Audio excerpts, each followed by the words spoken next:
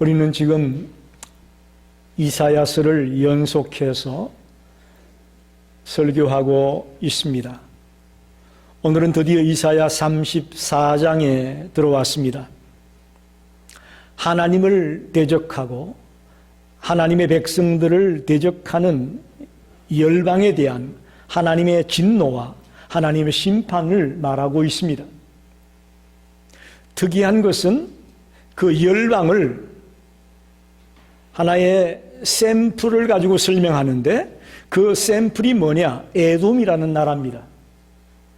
열방에 대한 하나님의 진노와 심판을 말씀하면서 샘플로 에돔이라는 나라를 가지고 하나님을 대적하는 나라가 이렇게 된다라고 말씀하고 있는 것입니다. 이것은 입장을 바꾸어 보면 하나님의 백성들을 위로하기 위한 예언이라고 말할 수 있습니다. 하나님이 때가 되면 자기 백성들의 대적을 심판하여 멸하고 또 그 자기 백성들의 억울함을 풀어주시겠다라는 메시지도 담겨 있습니다. 하나님을 대적하는 자가 진노를 받고 심판당한다는 이야기는 하나님의 백성들에게는 구원이요 또 축복이라는 것을 예언하고 있다, 그런 말입니다. 다시 말하면 에돔에 대한 심판은 하나님의 백성들을 향한 하나님의 궁극적인 사랑을 표현해주고 있는 것이다 라고 말할 수 있습니다. 여러분, 이사야를 들으면서 계속 진노한다, 심판한다, 멸망한다 이런 얘기만 나오는데 재미없다 이렇게 생각이 되셨다면 생각을 바꾸셔야 됩니다. 이 속에서 하나님은 놀라운 하나님의 사랑을 우리에게 말해주고 있습니다. 엄청난 하나님의 사랑이 이 예언 속에 담겨 있다는 것입니다. 그래서 하나님의 백성들이 하나님을 신뢰하고 끝까지 하나님을 따라가기를 원하시는 것입니다. 말라기 1장 2절 3절을 보게 되면 이런 말씀이 나와 있습니다. 여호와께서 이르시되 내가 너희를 사랑하였노라 하나 너희는 이르기를 주께서 어떻게 우리를 사랑하셨나이까 하는도다. 나 여호와가 말하노라 에서는 야곱의 형이 아니냐. 그러나 내가 야곱을 사랑하였고 에서는 미워하였으며 그의 산들을 항폐하게 하였고 그의 산업을 강야의 이리들에게 넘겼느니라 라고 말씀합니다. 하나님이 내가 너희를 사랑하였노라 라고 얘기하는데 이스라엘 백성들은 하나님이 우리를 어떻게 사랑했습니까? 라고 반문했다는 거죠. 여러분, 우리는 이 심판의 말씀을 들으면서 하나님의 사랑의 메시지를 들을 수 있기 원합니다. 그래서 에돔의 심판 이야기는 우리 하나님의 백성들에게는 하나님의 사랑의 이야기로 들려지게 되기를 간절히 원합니다. 첫째로 에돔이 심판을 받은 이유가 뭐냐 하는 겁니다. 에돔이 왜 심판을 받아야 했느냐? 여러분, 에돔은 에서의 후예들이 세운 나라입니다. 에서가 누구죠? 야곱의 형입니다. 이삭의 아들입니다. 그런데 우리가 알다시피 그는 동생 야곱에게 팥죽 한 그릇을 얻어먹기 위해서 장자의 명분을 버렸던 인물이 에서입니다. 그 에서의 후손들이 모여가지고 사해 남쪽부터 아카바만 일대에, 그걸 세일 땅이라고 성경이 말하기도 하죠. 그 세일 지역에 거주하면서 에돔이라는 나라를 건설하게 되죠. 어떻게 보면 에돔과 이스라엘은 형제 국가입니다. 그렇죠? 형과 동생 사이인 형제 국가라고 볼 수 있습니다. 그럼 얼마나 가까운 사이가 되어야 됩니까? 그런데 성경을 보면 그렇지가 않습니다. 우리가 잘 알다시피 출애굽 당시에 이스라엘 백성들이 이제 가나안 땅에 들어가기 위해서 그 수많은 백성들이 길을 가야 되니까 뺑뺑 돌아가는 거 힘들잖아요. 그래서 좀 가나안지 땅으로 바로 가기 위해서는 에돔 백성이 살고 있는 땅을 지나가면 좀 빨리 갈 수가 있었습니다. 그래서 에돔 백성들에게 우리가 이 땅을 좀 지나가게 해달라 라고 요청을 했을 때에 형제 국가인 에돔은 당연히 아이고 그래 너희들 빨리 지나가라 할 것 같은데 못 지나가게 막았어요. 하나님의 백성들이 길 좀 지나가겠다는데 막아놨었습니다. 더 나아가서 다윗 시대 때는 늘 에돔과 전쟁이 있게 되는데 약 200년 동안이나 세일산 근처를 놓고서 계속 다윗과 에돔이 전쟁을 했던 것을 보게 됩니다. 그 이유는 그 세일 지역이 무역로이기 때문에 그 땅을 차지하면 경제권이 굉장히 좋아집니다. 경제력이 좋아지는 거예요. 그래서 그 끈질긴 싸움에서 결국은 다윗이 승리했습니다. 그리고 솔로몬 왕 시대에 보게 되면 그 아카바만 일대에 에시온 게벨이라는 항구가 있습니다. 항구 도시가 있어요. 그 땅을 통해 솔로몬 시대에 엄청난 무역을 해서 이스라엘이 부유한 나라가 되어지게 되죠. 그리고 그 지역에서 구리 강산을 개발했다고 열왕기 상에 기록되고 있습니다. 자, 이처럼 하나님의 백성들과 친족임에도 불구하고 형제임에도 불구하고 계속 다투고 있는 에돔의 모습을 보게 됩니다. 더 놀라운 것은 이제 예루살렘이 바벨론에게 멸망할 때가 되었습니다. 즉 바벨론의 공격에 의해 예루살렘이 무너지고 완전히 유다가 멸망하는 그 시점에 에돔이 어떻게 행동하느냐? 시편 137편 7절을 보게 되면 여호와여 예루살렘이 멸망하던 날을 기억하시고 에돔 자손을 치소서 그들의 말이 헐어버리라 헐어버리라 그 기초까지 헐어버리라 하였나이다 라고 말하고 있어요. 무슨 얘기입니까? 자기 형제 국가가 바벨론에게 망하게 되는데 안타까워하고 아쉬워하는 게 아니고 바벨론 보고 그 땅을 헐어버리라는 거예요. 신난다. 유다가 망하니까 신난다. 이게 지금 에돔의 모습이에요. 형제 국가인 유다가 바벨론에게 점령당하고 멸망당해 가는데 빨리 헐어버려. 신나. 야 잘됐다. 야 깨소금이다. 이러는 거예요.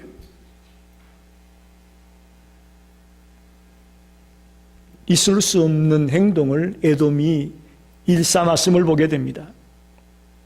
신약에 와서 알렉산더 대왕 즉 헬라 시대에 보게 되면 이 에돔은 이두메라고 이름이 바뀝니다. 에돔의 헬라어 표현이 이두메예요. 마가복음 3장 8절을 보게 되면 유다와 예루살렘과 이두메와 요단강 건너편과 두로와 시돈 근처에서 많은 무리가 그가 하신 큰 일을 듣고 나오는지라. 이두메라고 나오죠. 이 이두메가 에돔이에요. BC 2세기경에 하스몬 왕조의 요한 힐카누스는 이두메를 정복하고 그들을 강제로 유대교로 개종을 시킵니다.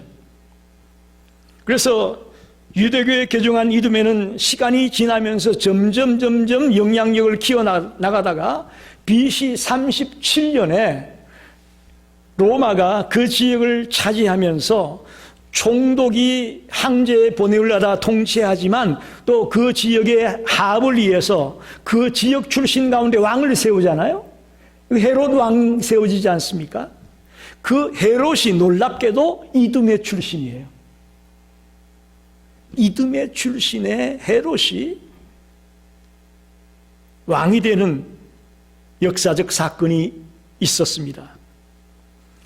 이 이두메는 주 70년에 로마를 대적해 싸우다가 로마의 티토스 장군에 의해서 AD 70년경에 완전히 멸망을 당할 때에 이 이두메도 완전히 멸망당하여 그 이후에는 나라가 흔적도 없이 사라져 버렸습니다. 이것이 에돔이 심판받게 된 이유라고 볼 수 있습니다. 하나님의 백성들을 괴롭힙니다. 또 하나님의 백성들을 방해합니다. 하나님의 백성들이 힘들어할 때 그걸 깨속입니다. 신난다라고 기뻐했습니다.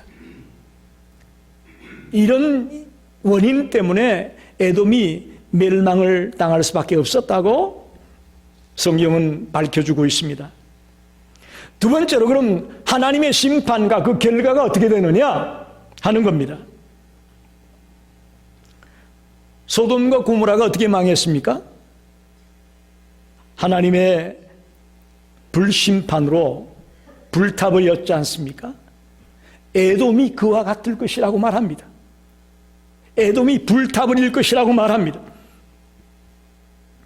에돔이 진노의 대상이 된 것은 앞에서 말씀을 드렸지만 히브리서 12장 16절에 보면 자세하게 말씀하고 있습니다. 히브리서 12장 16절에 음행하는 자와 혹 한 그릇 식물을 위하여 장자의 명분을 판 에서와 같이 망령된 자가 있을까 두려워하라. 에돔이 멸망당하게 된 결정적인 이유는 불경건한 때문이고 망령된 행실 때문이다 라고 말하고 있습니다.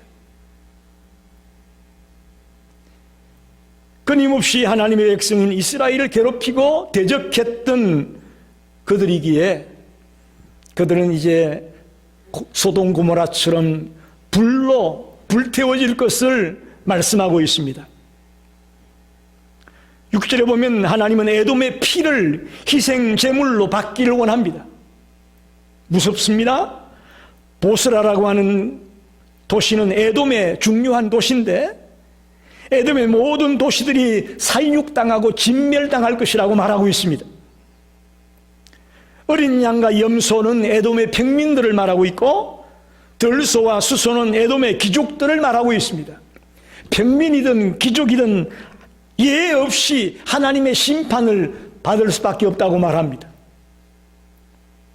악과 제약에 대해서, 불경건에 대해서, 망령된 행실에 대해서 반드시 대가를 치를 것이라고 말씀하고 있습니다. 왜 그럴까요? 하나님은 공의의 하나님이기 때문에 그렇습니다. 하나님은 공의의 하나님이기 때문에 이 악에 대해서, 이 불경건에 대해서, 이 망령된 모습에 대해서 그냥 넘어가지 않겠다는 것이죠. 특별히 사람들이 북적대고 무역로로서 경제적으로 활성화되었던 그 도시가 야생동물들이 엉켜 사는 지역으로 전락될 것이다 그렇게 말합니다. 오늘 우리가 성경을 읽었지만 각종 짐승 얘기가 많이 나오잖아요. 그 짐승 얘기들이 무슨 얘기냐? 그 땅에 사람은 없고 짐승들만 득실거리는 강야 같은 도시로 바뀌어진다라는 거예요. 혼란의 줄과 공의의 추는 바로 죄의 대가를 말합니다. 하나님의 양택케 하는 심판이 그 땅에 내려질 것을 말하고 있습니다. 심지어는 그 땅이 다시금 왕국을 재건하고 싶어도 왕이 될 만한 자가 없다 그렇게 말하고 있어요. 인물이 없어서 다시금 왕이 될 만한 인재가 하나도 없다는 거예요. 어떤 상황인지 알겠죠? 그리고는 그곳은 다시금 왕국이 세워지지 않는 땅으로 전락될 것을 말하고 있습니다. 이게 바로 하나님의 심판의 결과입니다. 하나님이 심판하자 이런 무서운 결과가 그들에게 닥치게 될 것입니다. 마지막으로 중요한 게 생각할 것은 그럼 이 예언이 성취될 것을 어떻게 우리가 믿을 수 있느냐 하는 거예요. 이사야가 이렇게 예언하고 있는데 과연 이것을 어떻게 우리가 확신할 수 있느냐? 16절에 34장 16절에 보면 너희는 여호와의 책에서 찾아 읽어보라. 이것들 가운데서 빠진 것이 하나도 없고 제 짝이 없는 것이 없으리니 이는 여호와의 입이 이를 명령하셨고 그의 영이 이것들을 모으셨습니다. 하나님의 책에서 찾아 읽어보라 그렇게 말합니다. 하나님의 말씀이기 때문에 이것이 확실하게 이루어질 것을 믿는다 그런 말이에요. 여기서 말하는 이 여호와의 책이 어떤 책이냐, 의견이 분분합니다. 5가지로 나눌 수 있는데, 첫째는 이 여호와의 책은 모세오경을 가리킨다라고 이 칼빈이라는 학자는 주장합니다.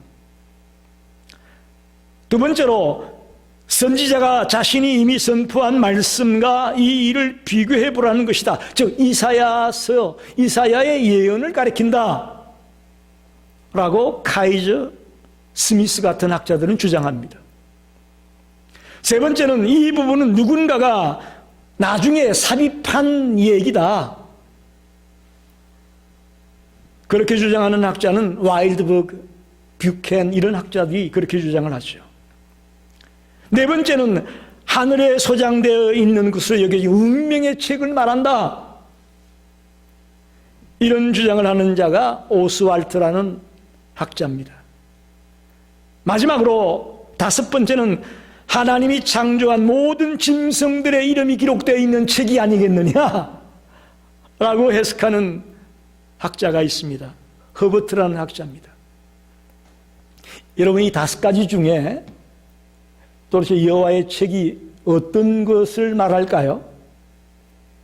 두 번째 이야기가 가장 적합하다고 봅니다. 이사야의 예언을 이야기한다는 것입니다. 이사야의 예언을 자세히 읽어보라.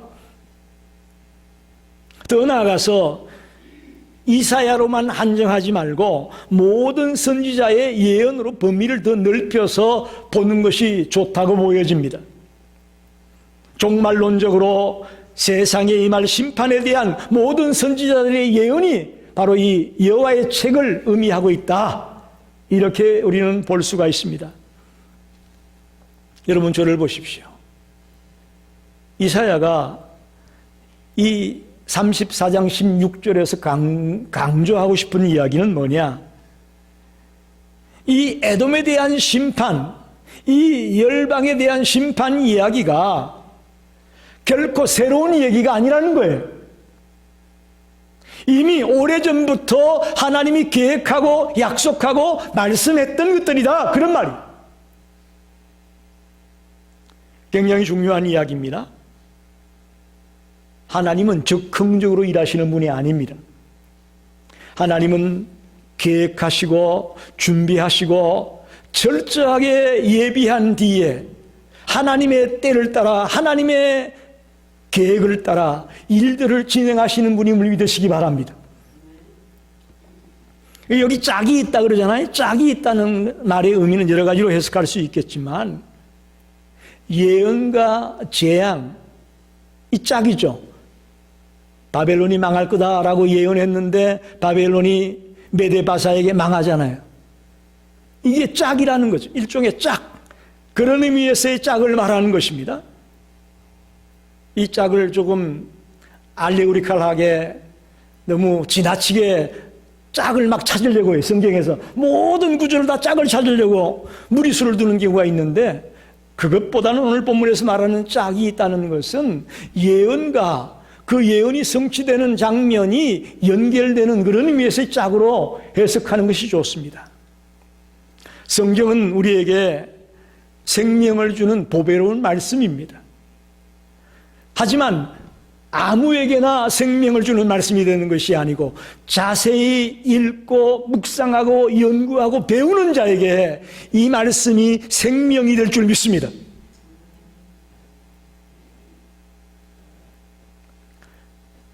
예배를 끝나고 집으로 돌아갈 때에 우리 권사님, 집사님들이 그런 말씀을 해요. 목사님 설교를 듣다 보니까 참 몰랐던 것들을 너무 많이 알게 되어서 참 기쁩니다. 아무리 읽어도 무슨 뜻인지 몰랐는데 설교를 들으면서 그 말씀을 들으니까 이제야 이해가 됐습니다.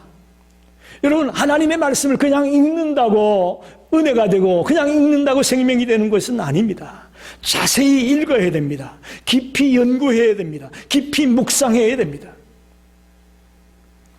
그런데 오늘 많은 분들이 성경을 자세히 상고하지 않습니다. 그것은 성경에서 확신을 찾기보다는 세상의 경험이나 세상의 체험을 통해서 확신을 찾으려고 하는 사람이 많습니다. 여러분 분명히 기억하십시오. 체험보다도 더 확실한 것이 뭐냐? 말씀입니다. 아멘입니까? 우리 생각에는 내가 체험한 것이 더 확실하지 않느냐? No! 그 체험은 잘못된 체험일 수도 있습니다. 때로는 사탄이 가져다주는 체험일 수도 있습니다. 악의 영이 가져다주는 체험이 될 수도 있습니다. 가장 확실한 근거는 하나님의 말씀입니다. 말씀을 통해 이 하나님의 예언이 성취될 것을 믿게 되기를 바랍니다. 그렇게 믿어야 되는 거예요. 디모데후서 3장 14절에 그러나 너는 배우고 확신한 일에 거하라. 너는 내가 누구에게서 배운 것을 알며 배우고 확신한 일에 거하라. 하나님의 말씀을 통해 확신을 가질 수 있다고 말합니다. 로마서 10장 17절에 믿음은 들음에서 나며 들음은 그리스도의 말씀으로 말미암았느니라. 여러분, 우리의 믿음은 어디에서 나온다고요? 말씀을 들으면서 그리스도의 말씀을 들을 때에 우리에게 믿음이 생기는 것이고 확신이 생긴다, 그런 말입니다. 말씀을 제쳐놓고 믿음이 성장하기를 원하고 말씀을 빼놓고 내가 믿음이 성장하기를 원한다. 이건 새빨간 거짓말입니다. 그럴 수가 없습니다. 이 이사야가 한 예언들은 때가 되면 분명히 이루어질 것을 믿습니다. 왜? 이 예언을 주신 이가 하나님이기 때문에 그렇습니다. 이사야를 감동해서 이사야에게 하나님의 말씀을 계시해 주었기 때문에, 하나님의 계시이기 때문에 분명히 이루어질 것을 우리는 확신합니다. 말씀을 정리합니다. 이사야 선지자는 오늘 하나님을 대적하고 하나님의 백성들을 대적하는 이 열방을 심판하는데, 그 샘플을 어느 나라를 들었느냐? 에돔이라는 나라를 들었습니다. 그러니까 에돔 한 나라만 볼 게 아니에요. 이건 세상을 의미하고 있고 모든 열방을 의미한다고 봐도 됩니다. 그래서 이 에돔의 모습을 통해서 앞으로 하나님이 어떻게 진노하고 어떻게 심판할 것인가를 말하고 있다는 것이죠. 첫째는 심판한 이유가 뭡니까? 하나님의 백성들을 괴롭히고 또 이스라엘을 방해하고 그들이 바벨론에게 무너져 갈 때에 깨소금이다, 고소하다, 비웃고 신나고 했던 그런 모습들이 심판의 이유라고 말할 수 있습니다. 더 나아가 불경건하고 망령된 모습이 심판의 원인입니다. 여러분, 당부합니다. 혹시 여러분 주변에 여러분과 좀 관계가 좋지 않고 또 서먹하게 지냈던 사람들이 힘든 일을 당했을 때에 속으로 깨소금이다 하면 안 돼요. 인간이니까 그럴 수 있잖아요. 지난 과거에는 그랬을지 모르겠지만 오늘 말씀을 듣는 이 순간부터 절대로 그러지 마십시다. 그거 주님이 기뻐하지 않아요. 원수 갚는 것은 주님에게 있는 것이지 우리가 할 게 아닙니다. 할렐루야. 굉장히 귀한 말이에요. 원수 갚는 건 내가 하려고 하면 안 돼요. 주님이 하셔야 되지 우리는 그저 기도할 뿐이에요. 두 번째는 이 심판의 결과가 어떠하냐? 그 잘나가는 에돔 땅이 황폐해집니다. 야생 동물들이 덕실거립니다. 여기 당하세라고 표현이 되어 있는데 강야에 살고 있는 올빼미가 아니겠느냐, 그렇게 생각하고 있습니다. 지금도 그 땅에 여행을 갔던 사람들이 말하기를 그곳에는 얼마나 당하새가 많은지, 막대기를 집어던지면 그 당하새를 죽일 수 있을 정도로 그렇게 버글버글 하답니다. 그 땅에.